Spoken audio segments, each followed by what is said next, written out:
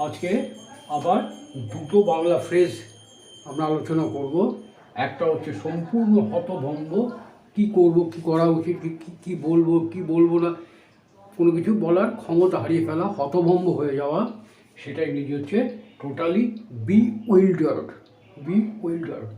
আরেকটা হচ্ছে কোনো ঝামেলায় জড়িয়ে পড়া, tangle with somebody for something. এই দুটো ফ্রেজ দেখা যাক।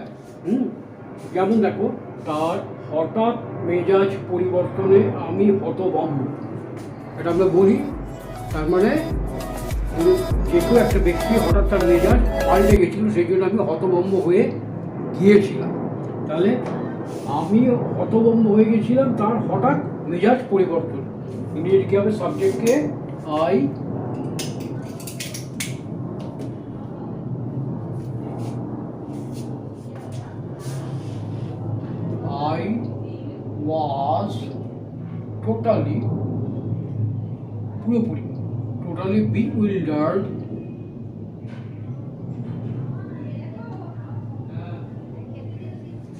I was totally bewildered কেন? তার হঠাৎ মেজাজ পরিবর্তন, by his sudden change of mood।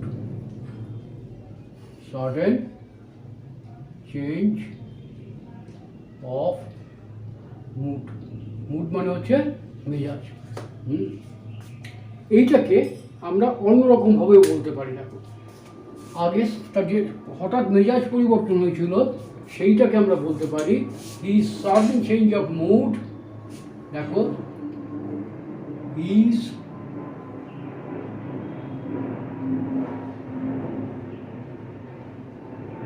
sudden change of mood made me bewildered।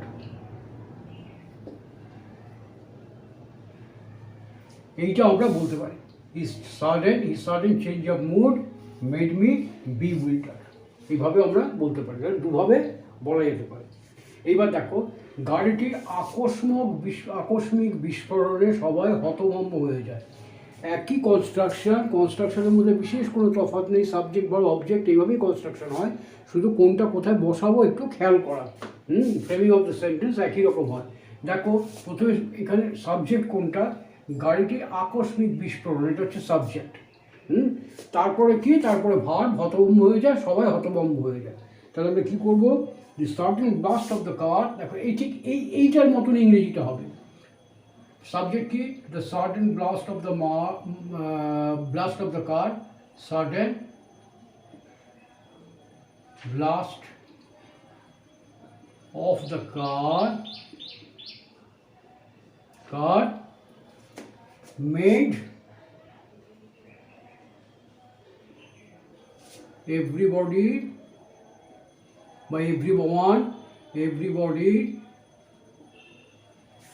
totally bewildered।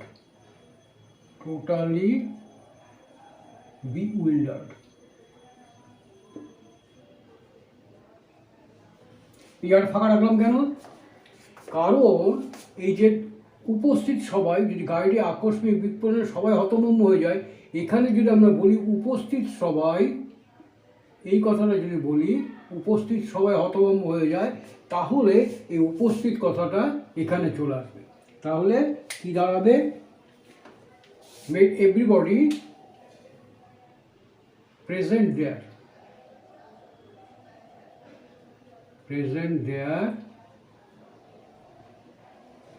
তার মানে যারা সেখানে উপস্থিত ছিল। তাহলে the sudden blast of the car made everybody present there totally bewildered। এই হবে ইংরেজিটা, বোঝা গেল? তারপরে দেখা যাক tangle with somebody. To get into tangle, কারোর সঙ্গে ঝামেলায় জড়িয়ে পড়া। এখানে আমরা বলতে পারি to get into tangle,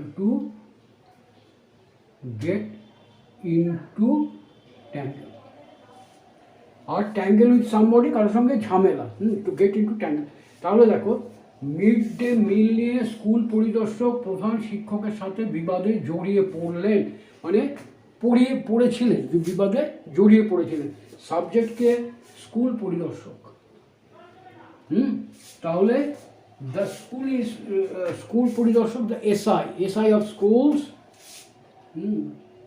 SI of school বলে ভুল হবে, এসআই মানে স্কুল ইন্সপেক্টর। আবার সাব ইন্সপেক্টর বলে আমরা এসআই বলি, তখন বলবো SI of school, ASI of school, যেখানে যেরকম থাকে। কখনো এএসআই স্কুল পরিদর্শন করতে আসে, কখনো এসআই পরিদর্শন করতে আসে, সাব ইন্সপেক্টর অফ স্কুলস আসে। তাহলে আমরা বলতে পারি, ধরো সাব ইন্সপেক্টর যদি বলি তাহলে হবে SI of schools, SI of schools. জড়িয়ে পড়েছিলেন, গট ইনটু কি একটা বিবাদে জড়িয়ে পড়েছিলেন। গেট ইনটু মানে প্রবেশ করা, ঢুকে পড়া, কোনো কিছুর সঙ্গে কোনো কিছুর মধ্যে জড়িয়ে যাওয়া, সেটাও গেট ইনটু হয়। তাহলে যে এসআই অফ দ্য, আর ঝামেলা ইংরেজি হচ্ছে তোমার ট্যাঙ্গেল, ঝামেলাটা বলতে ট্যাঙ্গেল, আর জড়িয়ে পড়া বলতে টু গেট ইনটু। তাহলে যে SI of schools get into a tangle, কার সঙ্গে জড়িয়ে পড়েছিলেন, কার সঙ্গে, প্রধান শিক্ষকের সঙ্গে। ট্যাঙ্গেল উইথ দ্য হেডমাস্টার,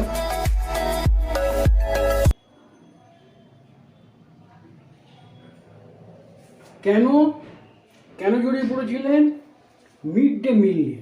তারপরে মিড ডে মিল সম্পর্কে কোনো একটা প্রসঙ্গ উঠেছে, সেই বিষয়ে জড়িয়ে পড়েছিলেন, বিবাদে বা বিতর্কে জড়িয়ে পড়েছিলেন, বিষয় নিয়ে, মিড ডে মিলের বিষয় নিয়ে। তাহলে the SI of schools goat into a tangle with the headmaster on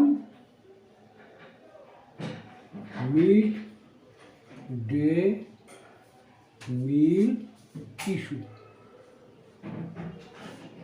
বোঝা গেল? তাহলে the SI of schools got into a tangle with the headmaster on mid-day meal issue. তারপরে দেখো, কেউ কেউ খুব ঠান্ডা প্রকৃতির হয়ে থেকে থাকে, যেমন একটা কোম্পানি, একটা ম্যানেজার, সে খুব ঠান্ডা প্রকৃতির লোক, যা কিছু হোক না কেন, যে কোনো প্রবলেমই হোক না কেন, স্টাফেদের সঙ্গে যাই হোক না কেন, সে কোনো কারণে কোনো বিবাদের মধ্যে নাক গলায় না, সে বিবাদে জড়ায় না। ম্যানেজার এত ঠান্ডা প্রকৃতির যে কখনো কোনো বিষয়ে কর্মচারীদের সাথে কোনো বিবাদে জড়ান না। সাবজেক্টকে ম্যানেজার, তাহলে এখানে ম্যানেজার আমরা নির্দিষ্ট করে বলছি, তাহলে আমরা বলবো দি ম্যানেজার, দি ম্যানেজার। এবার দেখো, এত ঠান্ডা প্রকৃতি, প্রকৃতি ইংরেজি কি, নেচার। তাহলে the manager is so cool in nature। দেখো, একটা সঙ্গে সঙ্গে কিন্তু আমরা অনেকগুলো জিনিস শিখে নেওয়ার চেষ্টা করবো এবং মনে রাখবো। প্রকৃতিতে, ইন নেচার, তাহলে the manager is so cool in nature that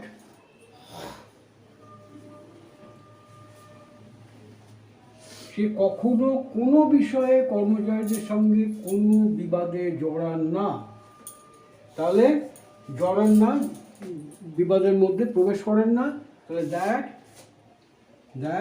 হি, কখনো না, never,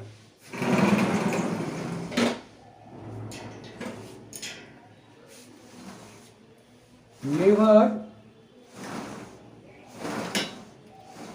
gets into any tangle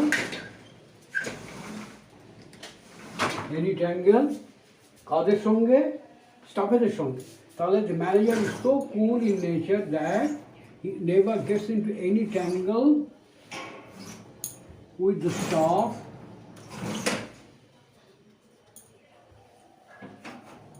কোনো কারণে কি হবে, for any reason,